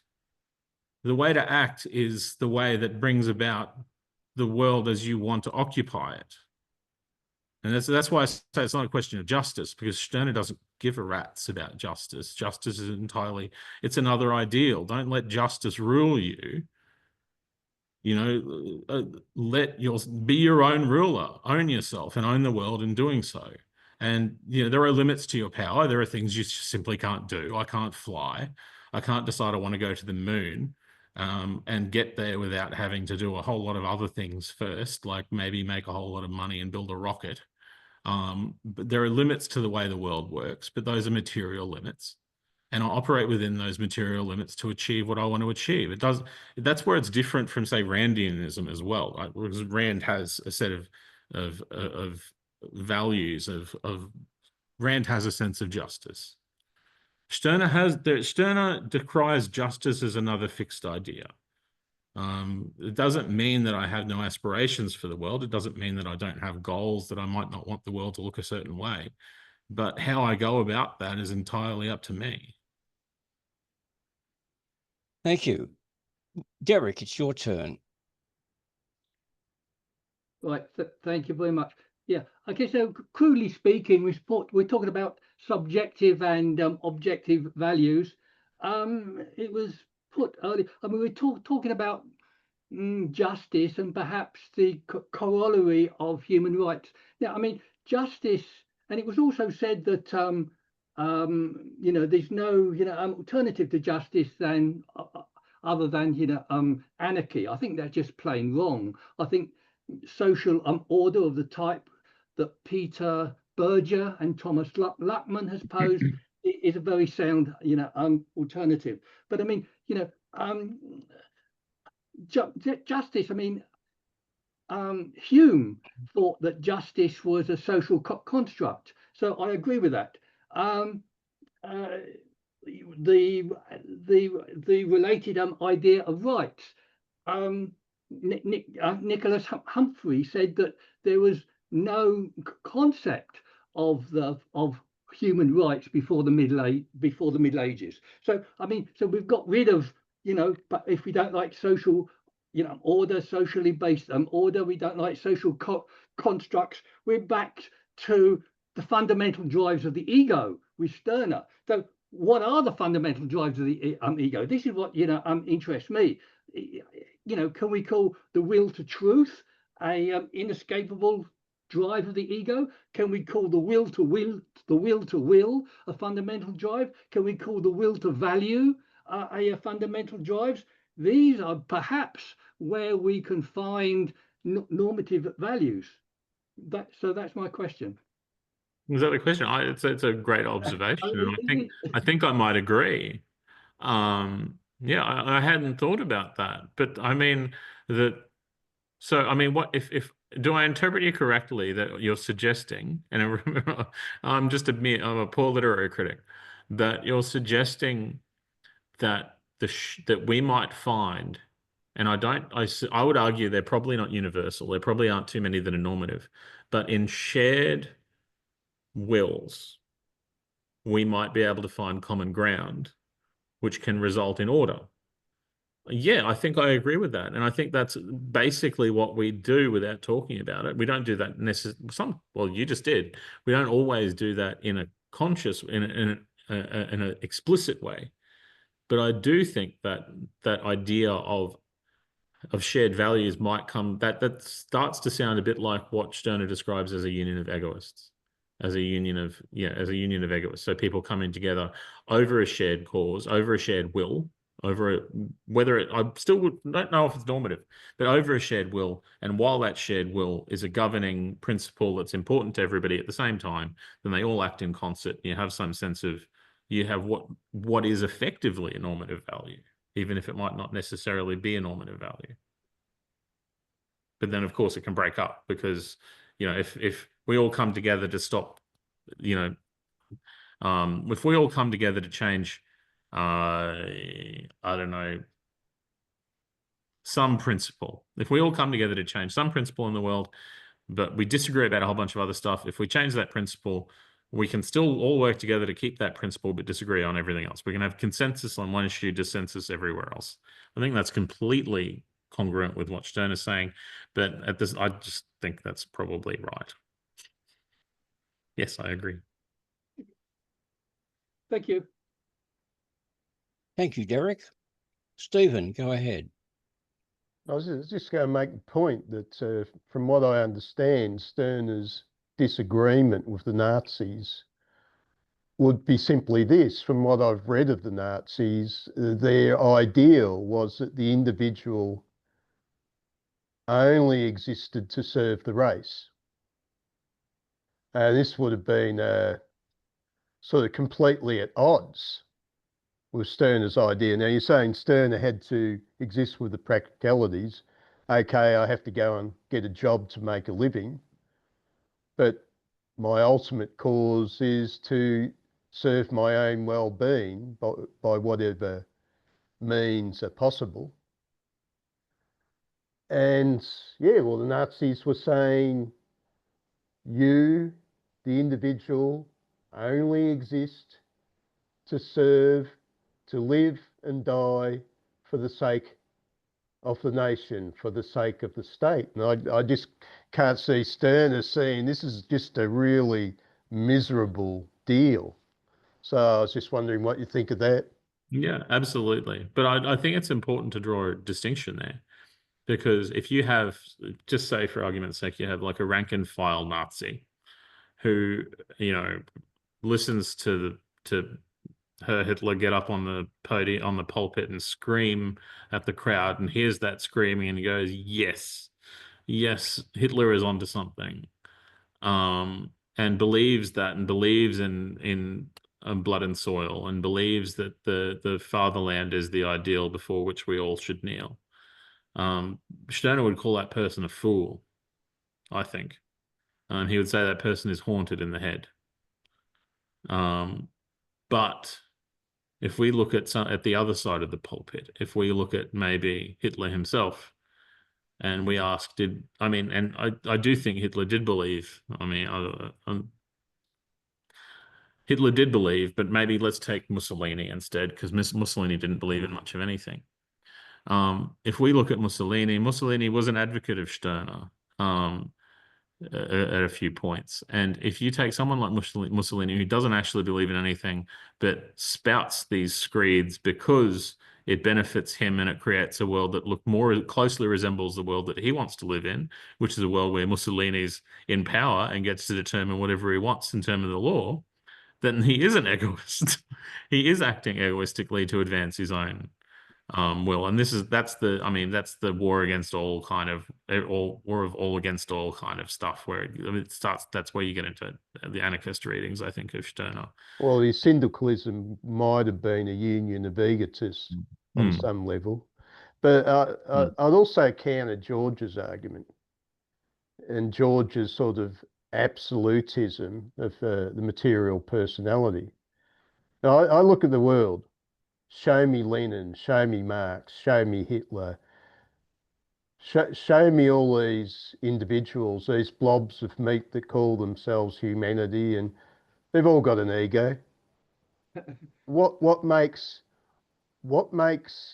the other ego better than mine? Why the hell should I be a slave to this other fool who ultimately is no better than me? They're all going to cark it one day. The magic of their ego won't survive death. So why in the hell should I treat somebody else's ego as an absolute principle when they're no better than me, largely speaking? Thank you. Yeah, I agree again. I don't think there's more to say to that, Steve. I think other than what you said, that the individual, that there's only one apocalypse in the universe, right? There's only one apocalypse that can ever happen in the universe, and that is my own death. Everything else is survivable. Thank you, Stephen. Dimitar. Can you hear me? Yes, we can. All right. I have something at 4 o'clock, so I have to finish as soon as possible. I'll come back after that. Interesting to talk about these things, but I want to put to highlight the essence of Marxism, which I think it's very hardly understood in the world of individualism, Western individualism, and that's the biggest problem. All right. When you said, and thank you very much for the presentation, when you said they're both wrong. I didn't know about Marx Stirner before that, but I believe he's equivalent to, and I'll explain soon, to Austrian economy when they say there's no rules, but they bring that rule. So it's like self-contradiction, which means everything they say is irrelevant, same as Ayn Rand, which is, I don't care even to remember anything about how to pronounce or whatever she says. It's just mostly nonsense. I just want to say I apply. Okay, it comes from Hegel, who said something similar, that we know that philosophy is the most highest level of cognitive thinking, but and science was actually created for the purpose of trying to oppose some sort of insane ideas like Ayn Rand that brings something that has no link to the reality. So you have to prove scientifically that actually this matters. And what Marx said, the essence of his work is, for start, he was pioneer of social sciences. So he tried to prove his ideas, philosophical ideas, based on what he understood, and not many understand even today, what social means. And I can tell you now to relate some of those things which I apply myself, because dialectical 10 principles of dialectical materialism I use them everywhere in everything, starting from informatics, where specialized, and in every step. And when people say critical thinking, I just debated with LLMs. We agreed in a way that critical thinking is the old way. It's individualistic way, how to locally prove something, but it's irrelevant because until we apply that to the environment system, it's useless. So the second part, so the first part of philosophy is that science without philosophy is blind, because we need to know, understand what's the purpose, why we do those things, not to just have some tools. But on the other side, philosophy without science is empty. And this is the problem that you have mostly. We talk about some idealistic ideas which are useless unless they are tested in the environment. And here comes my philosophy of how I see what's the purpose of justice. It's related to trust. And trust is the essence of actually trusting the environment. I have to go very of trusting the environment. So it's not individualistic view, how I believe, but I can believe I'm powerful, but if I'm not aware that environment can destroy me, then it's irrelevant what I think.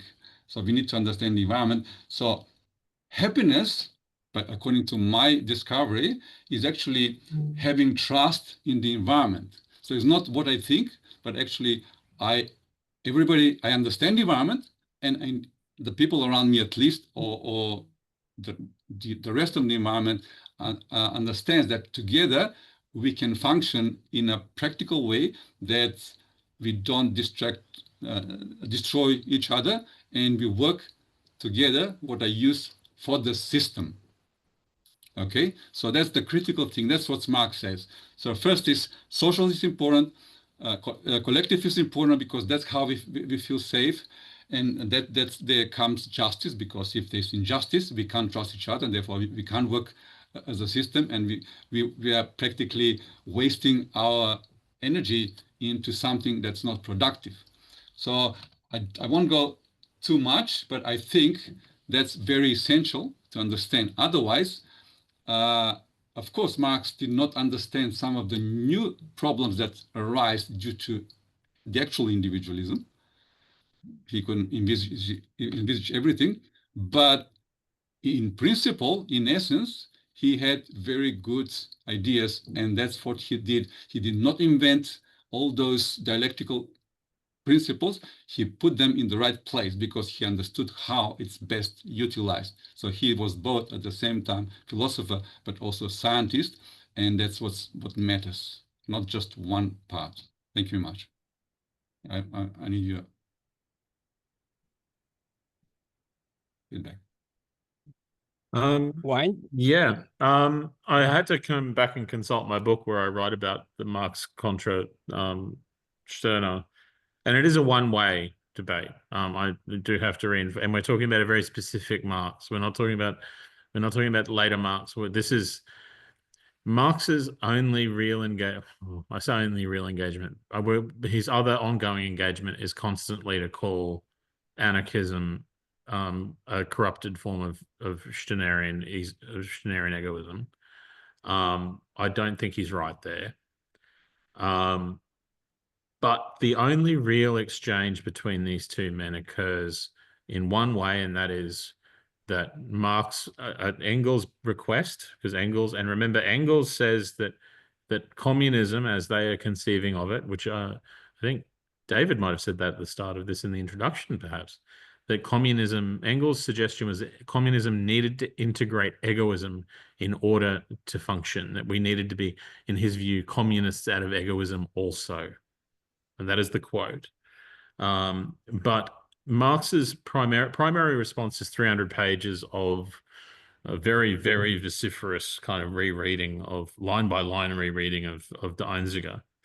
But also it influenced the theses on Feuerbach, which were originally conceived of as a set of guiding principles for the German manuscripts. So it was kind of a structuring principle. And my suggestion would be that we can see, if we want to know what impact Stirner had on Nietzsche's conception, we look to the theses on Feuerbach.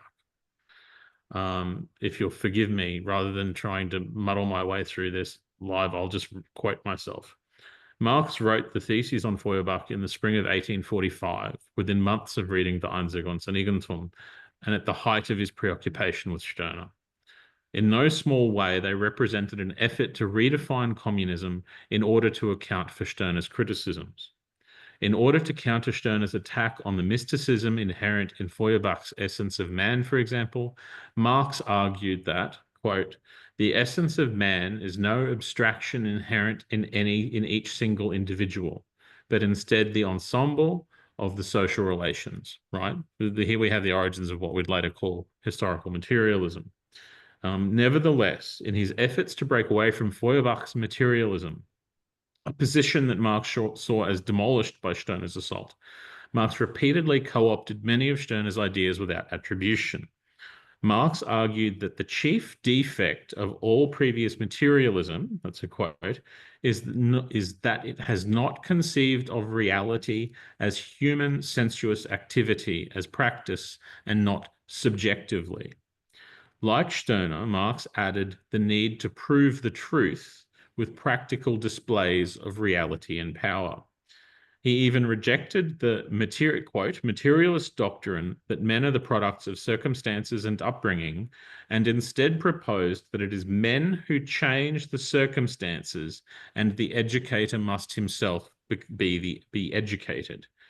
The 11th thesis in particular, a statement that Martin Puchner, a Manifesto scholar in the US, suggests the Communist Manifesto was forged in accordance with, ultimately advocated a willful display of individual might.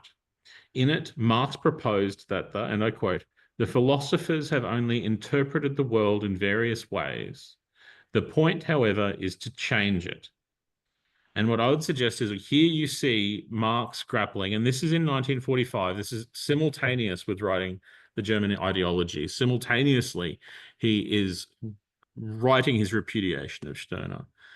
He is taking the steps that Engels had suggested he must make a few months earlier.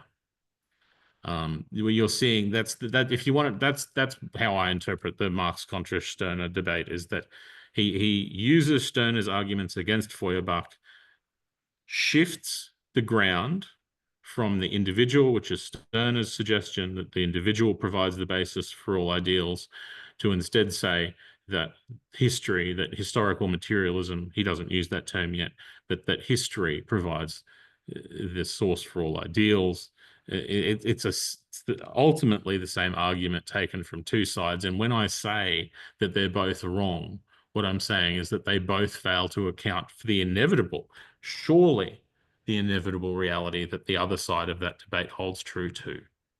That I am a product of history, I'm a product of material conditions, but material conditions and history are also a product of me. Thank you, Wayne. Muri, it's your turn.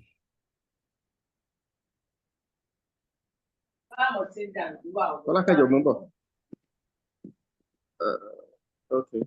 Thank you very much. Can you hear me? Yes, we can hear you.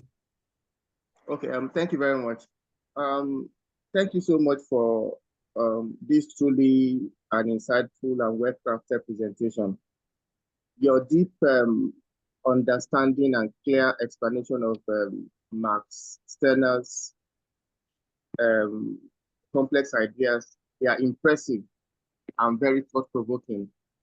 I must say you've done a great job making such a difficult subject accessible and engaging for everyone. However, from the presentation, I understand that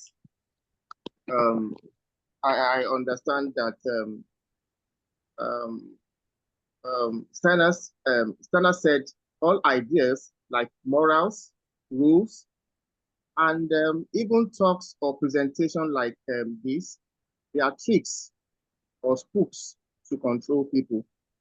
And I'm just very, very curious. Imagine Stirner was here listening to your presentation today. Would he believe it? Or would he see it as another trick or spook? For example, think about a parent telling a child a story about a monster under the bed, just to make the child behave or go to sleep very early. The child might just wonder, is this story true, or is it just a way to control me? Similarly, Stirner might see this presentation as a story or trick meant to guide us and not really something absolute. So what would you say to Stirner to convince him that this presentation is more than just a spook? And why should we believe the message in this brilliantly presented presentation? Thank you. That's a fantastic, thank you. And thank you for the kind words, but that's a fantastic question that I love. I think, just to answer the first bit, I think Stirner would laugh. I think to the natural, if you want to know what Stirner would do in a situation, you know, I mean, he was apparently very dour, and I mean, his life was horrifically tragic. But you know, the philosophical Stirner, the Stirner that we read, that Stirner laugh. And as so far as he would laugh because everything's a joke, because everything is we're all haunted. Anyone who says they're not haunted, anyone who believes they're not haunted by ideals is probably the most haunted, right? Because it is a very difficult thing to consciously, constantly be opposing every belief, every law, every ideal, every value that exists in the world. That's really deeply taxing, to the point I would suggest of impossibility. Stirner would probably, you know, I mean, the Einziger suggests that we try. To what extent, I don't know. If we can't always try, we haven't got the stamina. But what I would do to try and convince anybody is I wouldn't. I said it's up to you. I would say it's, you know, if it was even Stirner, I would say it's up to you. Do not take. In fact, I would warn you. I would say, do not take anything I say on face value. Do not take anything I say to you as gospel. You know, that's if there is a Stirnerian point of view, it's that. It's don't trust what I say.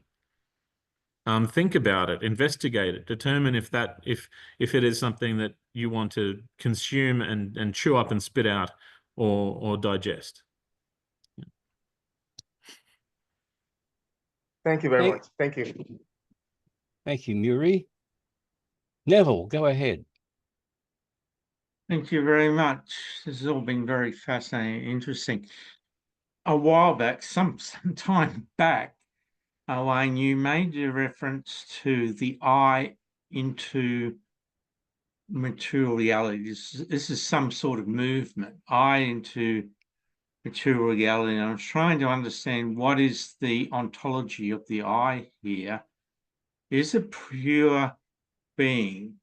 But in order to answer this question, I'd like you to go to my work on early 20th century personalism. And in some sense, the critique of what was later developed in Gilbert Rye's the concept of the mind, and he's talking about the ghost in the machine. Because that's what I'm trying to unravel. I'm trying to unravel. There's the discussion, the very extensive discussion on the continent about being, and the discussion in the Anglo-American world in the early 20th century, which also took in a few continentals as well, on personality. That personality wasn't just simply an ontology of the material.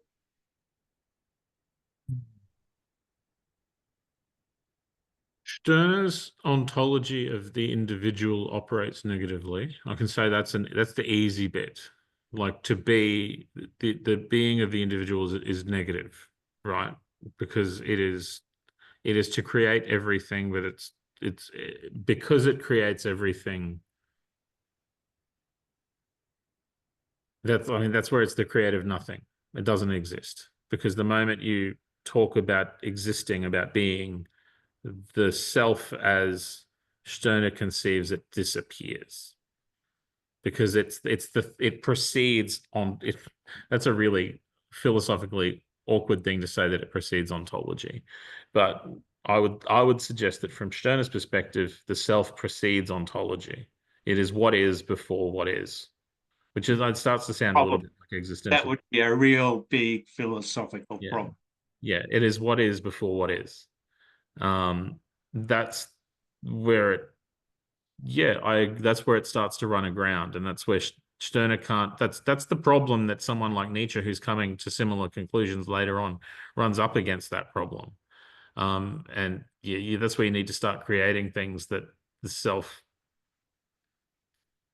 So the self, you don't, not relying on something, it becomes godly, right? That's the risk is, the danger is it becomes godly. It becomes an ideal because it's an inexpressible thing that precedes everything that can be expressed. I don't have a comfortable, easy answer to that.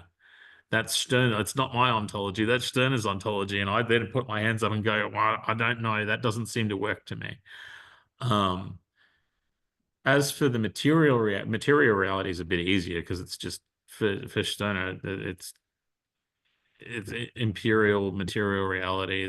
It's not conscious. He doesn't seem to allow for anything. If you read, in my reading of him, he doesn't seem to allow for anything conscious outside of that self which precedes what is. Everything else is just matter. But then matter is nothing until, again, because the I precedes everything, matter is nothing until it's imbued with consciousness, which precedes matter even. This is a side of Stirner that I openly in the book call unworkable. And you probably agree. I can see you nodding. I think you agree with me. This part of it is unworkable. And he ties himself in knots in the second half of the book, trying to make it workable. Gulnos, it's your turn. Thank you. Neville wants to say something, I guess. Oh, I think into the conversation. if I can. I hate to be. I'll take Neville if Neville wants to say something more in Gulnos, and then I think I'm. Yeah, I know. Sorry, David. I just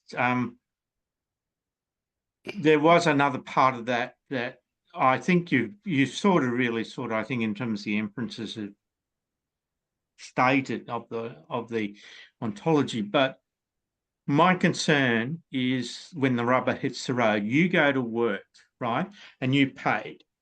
I go to work in my home office. I am not paid.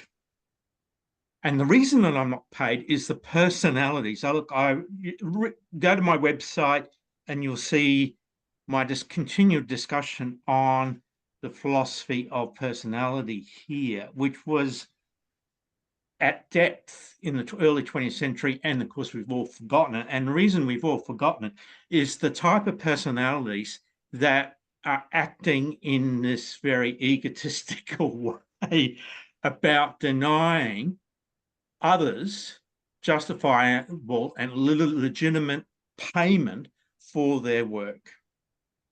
So I was wondering if you talk about personality in this. Is this also where Max Stirner fails, that he doesn't see the depth of personality in terms of those that are harmful in the way that they work against other personalities. Yeah, it's hard to speak for Stirner there because I'm kind of reading Stirner well beyond where he's prepared to talk. I'm trying to infer here. I think what one can potentially, one way to respond to that is I would refer that as a limit of power. So a limit of individual power insofar in terms of personality, you know, that the limitations of personality can be mapped to the limitation of power, right? Because he's like, if someone had the power, theoretically, someone could have the power to change their personality. Like we can conceive of a power to do that, right? That if someone had the power to change their personality, then they could overcome material restrictions on the limits imposed by personality, right? If that makes sense. And I'm really, this is tenuous because I'm really reading Stirner beyond what he says. I'm reading his worldview here.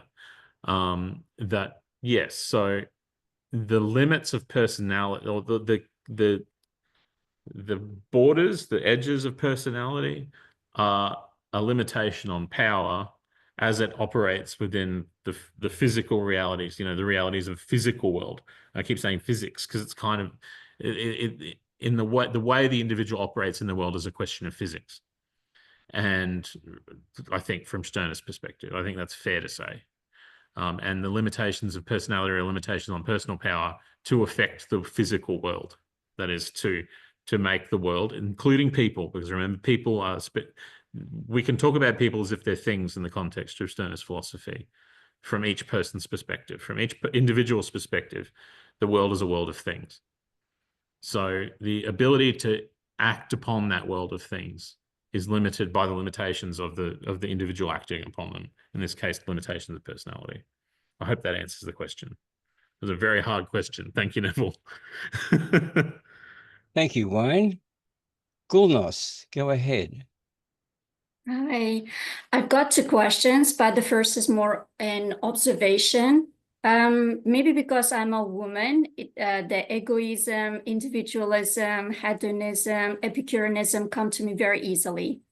And it's kind of an observation. Didn't we make a full circle right now from Epicureanism to existentialism? So it was all about Epicureanism from the get-go, not, for example, Stoicism. First. And the second, earlier we mentioned the life of Stirner. He had a very tragic life. He was, I read a little bit about him. He was a failed student, failed teacher, failed journalist, failed translator, failed husband, failed businessman. He failed in all areas of life. Is it because of his egoism or because of his failures he became egoist? Okay, first question. I have a short but probably unsatisfying answer, and that's to say these are old problems, right? That we've never actually, like, we keep moving in the same circles, often between, I mean, we talked about Enlightenment and Romanticism. That's kind of the same thing, right? Did we ever get past Plato and Aristotle? I'm not sure if we ever got past Plato and Aristotle. We just keep putting new hats on the same fight, you know, new challenges enter the same boxing match between Plato and Aristotle. To the tragedy of Stirner's life, combination. Stirner actually did very well in school. And he started out doing very well at university. He was forced, we have to kind of, much of what we have on Stirner's life comes from John Henry Mackay. In fact, much of what we know about the lives of most of the young Hegelianer, and indeed of Marx and Engels' time in that circle, comes from the work Mackay was doing on Stirner. When Stirner's mother, as I said, Stirner's father died when he was 1. He was moved. It seems like, as one might expect in that in a situation like that, there were challenges with a stepfather. He did well enough in school to get the kind of education that someone like Marx or Feuerbach got. So we go, yeah, that's pretty good. Like he got the same education. He was in some of the same classes as Ludwig Feuerbach. So he did well. When his mother, it's unclear where his stepfather was when his mother was declared mentally unwell. But it seems quite clear that Stirner withdrew from his studies at least for a year. It sounds like probably 2. Went back home and was with his mother at least until his mother was determined incurable and was institutionalized. He was then forced to return to his studies after a fairly significant break. And we can say he failed. He basically got a pass conceded in the German university system. And it was some of his results were very good, and some of his results, particularly his translation work, I think, was not so good. So then that answers the question about the failed translator bit too, right? Because he had not done the sufficient work for a variety of reasons to do the to get the educational background required to do well. So that's the educational bit. As for his relationships, yeah, Marie Dunhart, well, his first wife dies in childbirth, so we can't say he scuttled that one. But Marie Dunhart, when she was approached by John Henry Mackay for the biography of Stirner, she said that he was a very selfish man. And as for the milk, well, that was just silly. I don't know the milk story. He started a communal dairy, not even a communal milk distribution company. And there was a problem with the storage of the milk. The milk went sour and he went bankrupt. And I think that was pretty much the end of him. I think by that time, Mary Dunhart had come here to Australia, actually, with another husband. So yeah, combination. Wilnos, did you want to respond? I'm just not satisfied with the answer. What led where? His failure led him to egoism, or egoism led him to become, or it's a combination? Oh, sorry. I thought you meant why did he fail? I thought No. I'm like a combination. Like did he fail through his own failings, or did he fail through circumstance? No. Oh, that's a very good question, and one that I should answer it's a more psychological question than philosophical, I guess. Yeah, it's hard. It's hard to know because, as I said, we don't have that much. We don't have that much on Stirner in terms of his psychology. But what I would say from reading him and Circumstance and what we know from his interactions with others, he was very, very quiet, taciturn person in his dealings with other people. But if you've read the Einziger is not taciturn or gentle or quiet. It is bold, and it is brazen and funny in a way that Stirner doesn't seem often described as. Did he produce it because of his failings, because his life didn't turn out the way he wanted to? I don't think so. From the few notes that Mackay managed to get, from the few observations Mackay managed to get out of his own research, and that's we have to at the moment rely on it. Stirner had been working on this book, which was originally entitled Egoismus, I think. No. I think it might have just been Einiger. It was just I. The book was originally conceived as I. And it was the positive component, I think, so what I would suggest there is I think the positive component, that bit, which I think is the weakest part of the book, he was going to write anyway.